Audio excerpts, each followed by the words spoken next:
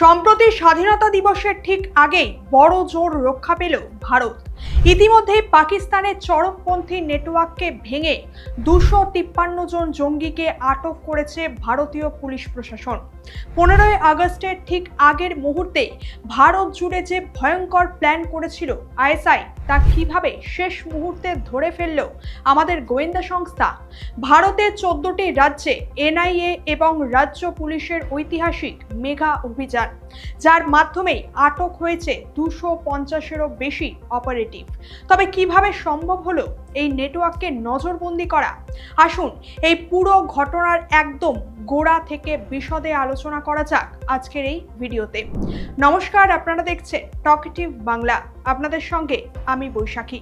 সম্প্রতি ভারতের স্বরাষ্ট্রমন্ত্রী অমিত শাহ একটি অত্যন্ত গুরুত্বপূর্ণ তথ্য দেশের সামনে এনেছেন। স্বাধীনতা দিবসের ঠিক আগেই ভারতের গোয়েন্দা সংস্থা এবং নিরাপত্তা বাহিনী এক অভাবনীয় যৌথ অভিযান চালিয়েছে। আইএসআই সমর্থিত এবং পাকিস্তান ভিত্তিক জঙ্গি নেটওয়ার্ক শাহজাদ ভাট্টি নেটওয়ার্ককে ভারত থেকে সম্পূর্ণভাবে উপড়ে ফেলা হয়েছে।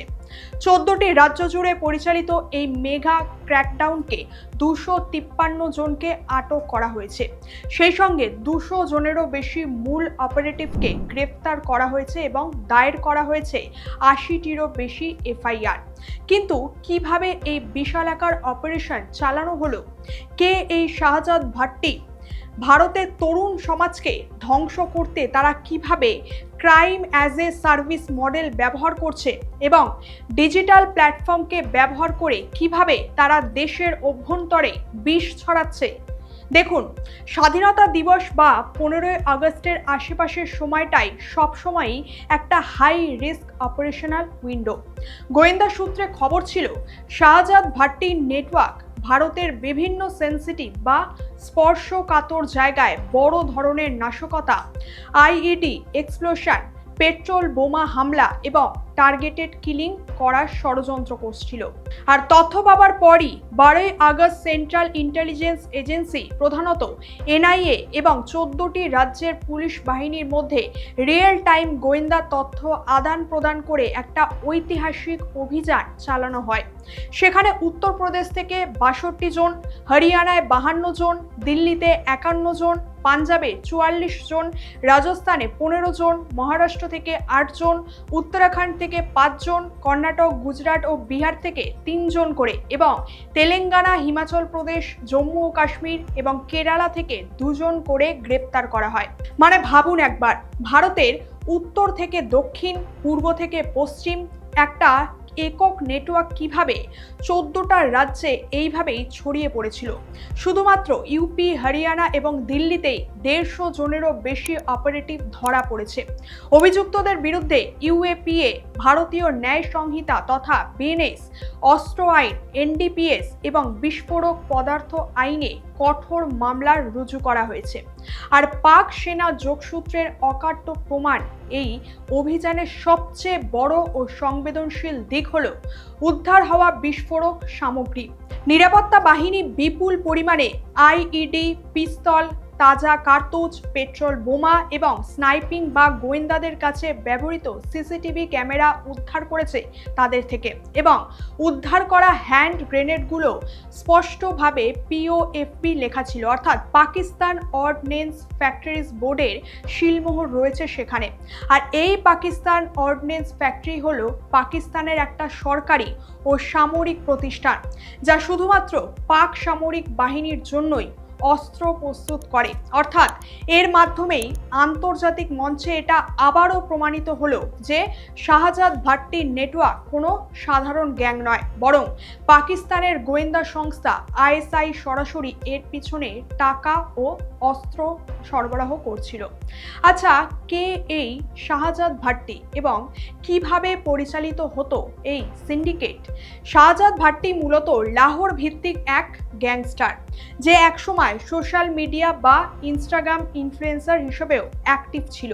এরপর ছোটখাটো অপরাধ থেকে শুরু করে পরবর্তীকালে পাক গোয়েন্দা সংস্থা আইএসআই তাকে মোটা অঙ্কের বিনিময়ে ভারত জঙ্গি নিয়োগের প্রধান এজেন্ট হিসেবে ব্যবহার করে।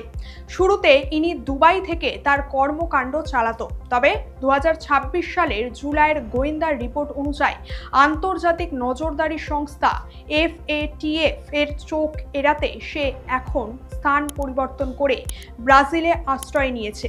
তার বিশ্বস্ত সহযোগীদের মধ্যে রয়েছে আজমাল গুজ্জার, যে ইনস্টাগ্রামে অবৈধভাবে অস্ত্রের ব্যবসা চালাতো।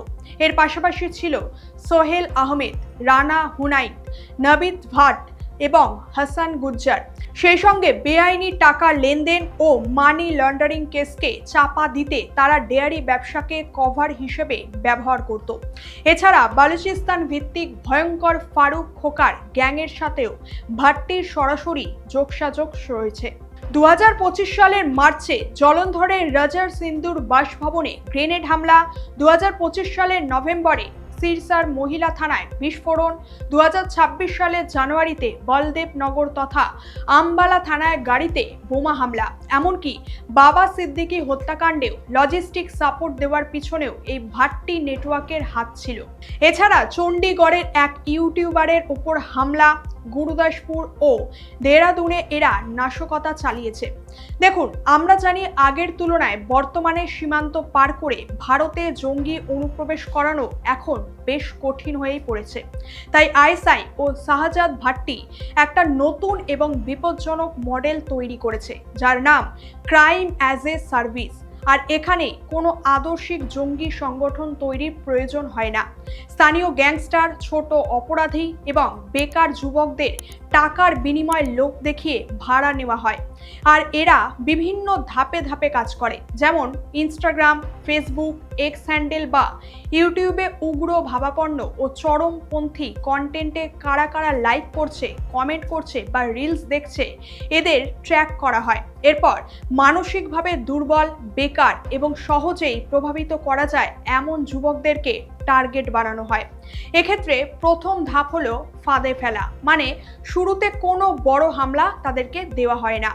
পরীক্ষামূলকভাবে 5,000 বা 10,000 টাকার লোভ দেখিয়ে ছোটখাটো কাজ করানো হয় তাদেরকে দিয়ে শুরুতে, যেমন কোনো পোস্টার লাগানো, দেওয়াল লিখন করা, স্থানীয় থানার ছবি তোলা বা সেনা মুভমেন্টের ওপর নজর রাখা। এরপর দ্বিতীয় ধাপ হলো সন্ত্রাসমূলক কাজ। এক্ষেত্রে একবার ওই যুবকরা ওই অপরাধে জড়িয়ে পড়লে এবং পুলিশের নজরদারির ভয়ে পিছিয়ে আসতে না পারলে তাদের হাতে 1 থেকে 3 লক্ষ টাকার লোভ দেখিয়ে গ্রেনেড হামলা, আইইডি পুঁতে রাখা বা সেনা ক্যাম্পের রেকি করার কাজও করা হয়। আর কাজ শেষে জাস্ট ইউজ অ্যান্ড থ্রো, মানে কাজ শেষে পুলিশ যখন এদেরকে ধরে ফেলে তখন ভাট্টি নেটওয়ার্ক ডিজিটাল প্ল্যাটফর্ম থেকে সমস্ত ডেটা মুছে ফেলে দেয় এবং তাদের সাথে সম্পর্ক ছিন্ন করে দেয়, যার ফলে ভাট্টি ও তার মূল হ্যান্ডেলাররা সম্পূর্ণভাবে নিরাপদেই থেকে যায় আর বিভ্রান্ত ভারতীয় যুবকদের জীবন চিরতরে ধ্বংস হয়ে যায়। অন্যদিকে সম্প্রতি এই নেটওয়ার্কে এক নতুন প্রবণতাও দেখা গেছে। এরা আদর্শ ভিত্তিক মাদ্রাসা রিক্রুটমেন্টের বাইরে গিয়ে সাধারণ মানুষদেরকেও এখন টার্গেট করছে। যেমন পশ্চিমবঙ্গ থেকে ধরা পড়া অর্পিতা সরকার, রাজস্থানে সীমান্তে ধরা পড়া একটা মেয়ে, কিংবা আজমগড় থেকে ধরা পড়া মোহাম্মদ শেখ, যাকে একজন নারী রাজনৈতিক নেতাকে 9 মিমি পিস্তল দিয়ে হত্যার সুপারি দেওয়া হয়েছিল। অর্থাৎ টাকার লোভে সাধারণ মানুষকে লোন উলফ অ্যাক্টর হিসেবে ব্যবহার করা হচ্ছে এক্ষেত্রে। আর সিসিটিভি স্পাইং ও আর্থিক লেনদেনের সিক্রেট রুট এই নেটওয়ার্কটি ভারতে কিভাবে রিকনিসেন্স বা স্পাইং করতো তা দেখলে একেবারে গা শিউরে উঠবে আপনারও। পাঞ্জাবের ফ্লাইওভার যেখানে দিয়ে সামরিক কনভয় যায়, রেলওয়ে স্টেশন ও সেনা ক্যাম্পের আশেপাশে তারা মাত্র 1000 থেকে 5000 টাকার লোভে স্থানীয় মানুষদের দিয়ে গোপনে সিসিটিভি ক্যামেরা বসিয়ে নিয়েছিল, যার লাইভ ফিড সরাসরি পাকিস্তানে পৌঁছাচ্ছিল। এর পাশাপাশি মধ্যপ্রাচ্য বা কাতারের মতো দেশে কর্মরত ভারতীয় শ্রমিকদেরও অজান্তে ক্যাশ পাঠানো হতো। সেখান থেকে হাওলার নেটওয়ার্ক ও পরবর্তীতে ভারতের স্থানীয় প্রক্সিদের ইউপিআই এর মাধ্যমে 1000 থেকে 2000 টাকা করে পাঠানো হতো। আর এক্ষেত্রে অস্ত্র সরবরাহ সরাসরি হস্তান্তর করা হতো না, ব্যবহার করা হতো ডেট ড্রপ পদ্ধতি, অর্থাৎ একজন গোপন স্থানে অস্ত্র ও আইইডি রেখে চলে যেত, অপরজন দূর থেকে সেটা দেখতো এবং সেটা দেখতে পেয়ে এসে তুলে নিত। ফলে কেউ কাউকে আর চিনতেও পারতো না। আর এর পরের স্টেপ হলো স্টেট হপিং, মানে কোনো এক রাজ্যে পুলিশ বা এটিএস কঠোর হলে এরা দ্রুত রাজস্থান, হরিয়ানা বা ইউপিতে নিজেদের ডেরা পরিবর্তন করত। দেখুন, তবে সম্প্রতি শাহজাদ ভাট্টির নেটওয়ার্ক ভাঙা হলেও এর ডালপালা বা স্লিপার সেলগুলোর তদন্ত এখনো শেষ হয়নি। ভারতীয় সিকিউরিটি এজেন্সি ও গোয়েন্দারা দিন রাত ধরে কাজ করে চলেছেন। স্বরাষ্ট্র মন্ত্রণালয় ইতিমধ্যে ভাট্টিকে ইউএপি এর অধীনে সন্ত্রাসী হিসেবে ঘোষণার প্রক্রিয়া শুরু করে দিয়েছে। এরপর রেড কর্নার নোটিশ জারি করে ব্রাজিল থেকে তাকে ভারতে প্রত্যর্পণ তথা এক্সট্রাডিশন করাই হবে মূল লক্ষ্য। তবে পাকিস্তানি নাগরিক হওয়ায় এই প্রত্যর্পণ প্রক্রিয়াও বেশ জটিল হতে চলেছে। আর আজকে ভারত সরকারের এই কঠোর পদক্ষেপ এবং ভারতীয় সিকিউরিটি এজেন্সির অসামান্য সমন্বয় দেশকে একটা বিশাল রক্তপাত ও বিশৃঙ্খলা থেকে রক্ষা করেছে। কিন্তু নাগরিক হিসেবে আমাদেরকেও অত্যন্ত সতর্ক থাকতে হবে।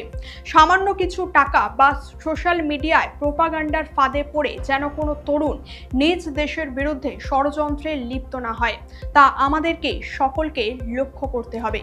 সেই সঙ্গে একই সাথে এনক্রিপ্টেড অ্যাপ ও ফেক অ্যাকাউন্টের মাধ্যমে ছড়ানো প্রোপাগান্ডা রুখতে সংসদীয় কমিটি যেমন পরামর্শ দিয়েছে, সোশ্যাল মিডিয়া প্ল্যাটফর্মগুলোতে যেমন হোয়াটসঅ্যাপ, ফেসবুক, এক্স হ্যান্ডেল, ইউটিউবে অফিসিয়াল আইডি ভেরিফিকেশন বাধ্যতামূলক করার সময় এসে গেছে। এতে ফেক আইডি খুলে জঙ্গি প্রোপাগান্ডা চালানো অনেকটাই নিয়ন্ত্রণে আনা সম্ভব হবে।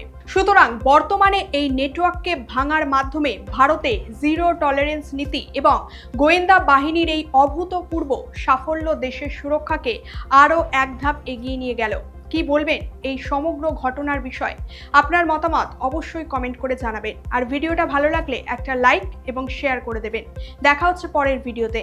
ভালো থাকবেন এবং চোখ রাখবেন টক টিপ বাংলায়। ধন্যবাদ।